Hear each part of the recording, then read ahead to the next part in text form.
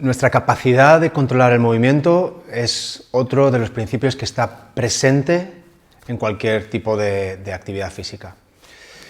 Tendemos a pensar que el hecho de controlar el movimiento se trata de una actividad que es voluntaria y consciente. Y así es, si así queremos que sea, pero a veces se nos olvida que nuestro sistema sensorio-motor está constantemente controlando nuestro movimiento y lo hace de una forma autónoma. Podríamos decir que es un proceso invisible.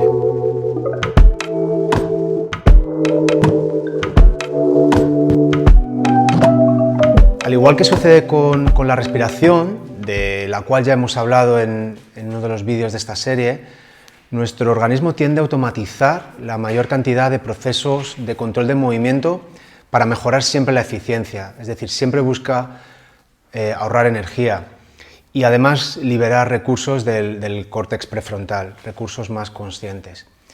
¿Y cómo aprendemos nuevos movimientos? Pues en realidad, si no existe ningún problema de salud que nos lo impida, pues no podemos evitar aprender nuevos movimientos. Es algo que es innato en los seres humanos. Y los niños son un ejemplo clarísimo de nuestra habilidad innata de aprendizaje y refinamiento de nuevos movimientos sin necesidad de que nadie les explique cómo hacerlo. Si te fijas, aprendemos a caminar por nuestra cuenta, nadie nos explica cómo. Y esto es debido sobre todo a que se dan las condiciones perfectas y necesarias que facilitan el aprendizaje del movimiento. Pues cuando nacemos ya tenemos un programa que está predefinido, que está a nivel de la médula y que permite que caminar sea un proceso prácticamente automático. Ni siquiera necesitamos la influencia de áreas superiores del cerebro, está en el generador central de patrones. La segunda parte que es importante es que tenemos una capacidad también innata de imitar a nuestros semejantes. Vemos a los que nos rodean, vemos que se desplazan de cierta forma, esto estimula las células espejo de nuestro cerebro y nos lleva a imitar esas acciones. También tenemos una cierta motivación, pues si caminamos sobre dos pies, pues nuestras manos están libres y podemos hacer más cosas. Los bebés están motivados a caminar así. Y entonces ellos lo que hacen es iniciar un proceso de prueba-error. Están intentando incansablemente durante meses ponerse de pie y caminar hasta que finalmente lo consiguen. Por tanto, por norma general, aprender movimientos nuevos como adulto sí que requiere un aprendizaje más explícito, es decir, supone un esfuerzo intelectual, cognitivo, es un proceso consciente, nos hemos acostumbrado a aprender así. Primero pues debemos entender la tarea, luego tratamos de ejecutarla según lo que hemos comprendido y la interpretación de lo que creemos que tenemos que hacer. Y cuando ejecutamos el movimiento, realmente lo que hacemos es una inferencia.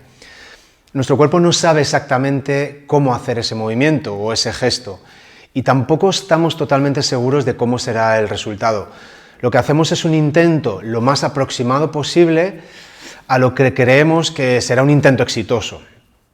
Y cada intento que hacemos, de alguna manera, libera una pieza más del puzzle. Recibimos información sobre el resultado de esta inferencia y tenemos un feedback. Evaluamos ajustes que podríamos hacer para mejorar el resultado y desechamos aquellos que no funcionan, con lo cual cada intento va a mejor.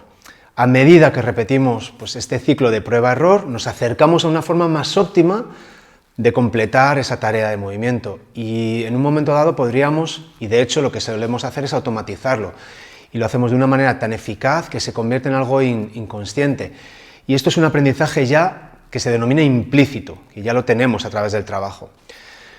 Por defecto, nuestro sistema de movimiento siempre va a querer identificar los patrones y los quiere automatizar para que sea lo más económico posible.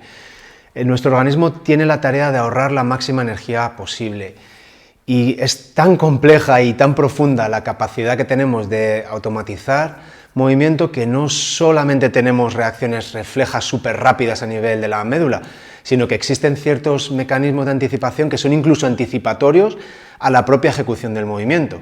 Esto quiere decir que si yo voy a lanzar una pelota, antes incluso de elevar el brazo, los músculos locales del tronco se preactivan para darnos la estabilidad necesaria de forma que ese lanzamiento se pueda ejecutar correctamente. Lo que quiero decir es que nuestro cuerpo tiende a ser eficiente si somos capaces de practicar la tarea, si repetimos la tarea y al mismo tiempo estamos atentos a las señales que envían nuestras fuentes de información intrínsecas, que son básicamente los sentidos, con especial hincapié en la vista, y los propioceptores que están presentes en los tejidos. Nuestro cuerpo quiere convertirse en ser inconscientemente capaz de ejecutar ciertas tareas de movimiento. Y en relación a esto, se ha observado que existe un proceso que no deja de ser paradójico y se llama el efecto de reinversión.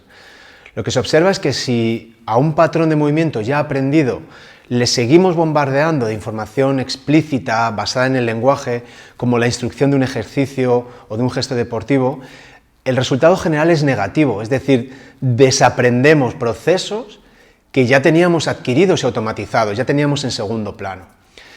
Por este motivo, precisamente, nosotros fomentamos que las clases de movimiento estimulen el proceso de aprendizaje implícito. ¿Cómo lo hacemos? Pues primero tenemos que asegurarnos de no sobrecargar de instrucción nuestras clases. No es necesario indicar cada detalle en cada momento. Hay que dejar espacio al alumno para que se dé cuenta qué sucede, que descubra sus propias estrategias, que puedan ayudarle a mejorar su movimiento. Si tú estás todo el rato hablando, pues tus alumnos no pueden pasar información al cerebro implícito, están siempre en un aprendizaje más explícito. Segundo, podemos aumentar la atención y la comunicación de tu alumno con sus tejidos. Los buenos profes son aquellos que son capaces de centrar la atención de sus alumnos donde realmente lo necesitan y darles herramientas para que ellos mismos auto-optimicen sus patrones de movimiento. Lo tercero, propon tareas que supongan un reto, que sean lo suficientemente complejas para que no se aburran, que sientan que siguen avanzando, pero que al mismo tiempo sean accesibles para que su propio progreso sea una fuente de motivación, que no sea excesivamente difícil. Y por último, acompáñales en el proceso. Evita que caigan en este excesivo juicio, la autocrítica poco constructiva que tendemos a caer. Permite que avancen a su propio ritmo.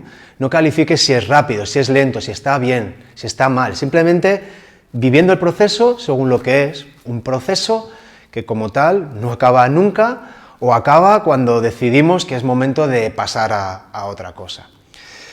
El campo de estudio del aprendizaje motor y del control del movimiento es amplísimo, súper interesante. Te puedes perder en el estudio pues, de los diferentes roles musculares, aprender la diferencia entre los estabilizadores, los movilizadores, los músculos globales, los músculos locales.